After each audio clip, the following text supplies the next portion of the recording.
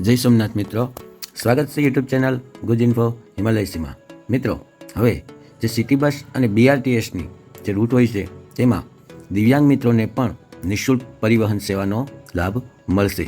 તો આ વિશે આજના આપણે આ વિડીયોમાં માહિતી મેળવશું.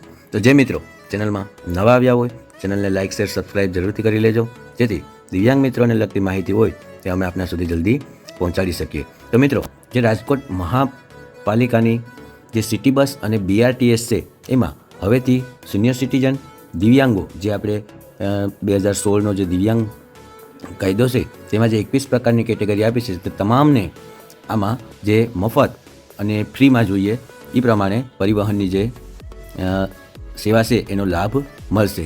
જે લોકભોગ્ય યોજનાની અમલવારી શરૂ કરાવવામાં આવી છે. આ માટે એક દિવ્યાંગ મિત્રોને પાસ કઢાવવાનો રહેશે અને આ પાસના આધારે જે દિવ્યાંગ મિત્રો છે એ આ નિઃશુલ્ક પરિવહન સેવાનો લાભ મેળવી શકશે. તો મિત્રો, આ એક જે નવી જાહેરાત છે જે દિવ્યાંગ મિત્રોને અલગ અલગ શહેરોમાં જે લાભ મળતો હોય એ પ્રમાણે આપતા હોય છે. તો એમાં જે આ સિટી બસ અને BRTS જે રીતે અમદાવાદમાં પણ જે લાભ મળે છે એ રીતે રાજકોટમાં પણ હવે આ રીતે લાભ મળે છે.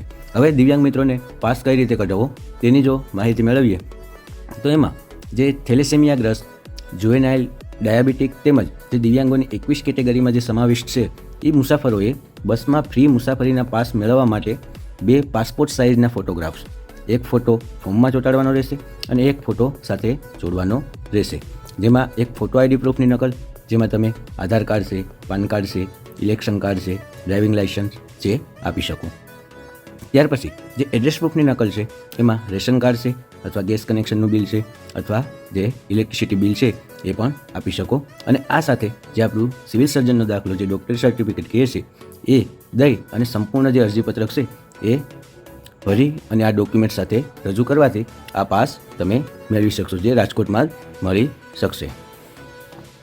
તો આવી રીતે જે દિવ્યાંગોનો પાસ કઢવી અને તેઓ જે આ સિટી બસ અને BRTSનો જે લાભ છે એ ફ્રીમાં મેળવી શકે. તો આવી રીતે જે દિવ્યાંગ મિત્રોને લગતી માહિતી હોય, જે દિવ્યાંગ મિત્રોને લાભદાયક અને કલ્યાણકારી નીવડે તેવી માહિતી આપના સુધી પહોંચાડવાનો પ્રયત્ન કર્યો છે.